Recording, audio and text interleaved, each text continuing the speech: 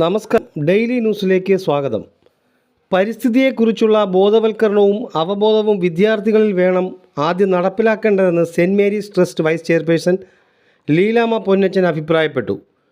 ലോക പരിസ്ഥിതി വാരാഘോഷത്തിൻ്റെ ഭാഗമായി youth hostels association of India Kollam ചാപ്റ്ററിൻ്റെ 2ാം ദിനത്തിൽ പ്രകൃതി സംരക്ഷണ അവബോധ പരിപാടി ഉദ്ഘാടനം ചെയ്ത് സംസാരിക്കുകയായിരുന്നു അവർ. സ്കൂൾ വിദ്യാർത്ഥികൾ പരിസ്ഥിതി സംരക്ഷണ പ്രതിജ്ഞയെടുത്തു. അവബോധത്തിൻ്റെ ഭാഗമായി കുട്ടികൾ സ്കൂൾ പരിസരത്ത് പട്ടം പറത്തി. Kollam bicycle mayor T G. Subhash അധ്യക്ഷത വഹിച്ചു. പ്രമുഖ കൈറ്റർ ഉളിയക്കോവിൽ രഘുനാഥൻ മുഖ്യ പ്രഭാഷണം നടത്തി. യൂത്ത് ഹോസ്റ്റൽസ് അസോസിയേഷൻ സംസ്ഥാന വൈസ് പ്രസിഡന്റ് വടക്കേവിള ശശി, ജില്ലാ പ്രസിഡന്റ് നെടുങ്ങോലം രഘു, രക്ഷാധികാരി എസ്. സുവർണകുമാർ, പ്രബോധിസ്റ്റ് കണ്ടച്ചിറ, ആർ. പ്രകാശൻ പിള്ള, ഷിബു റാവുത്തർ, ഷീബ തമ്പി, എസ്. പ്രീതി, മഞ്ജു രാജീവ് എന്നിവർ സംസാരിച്ചു.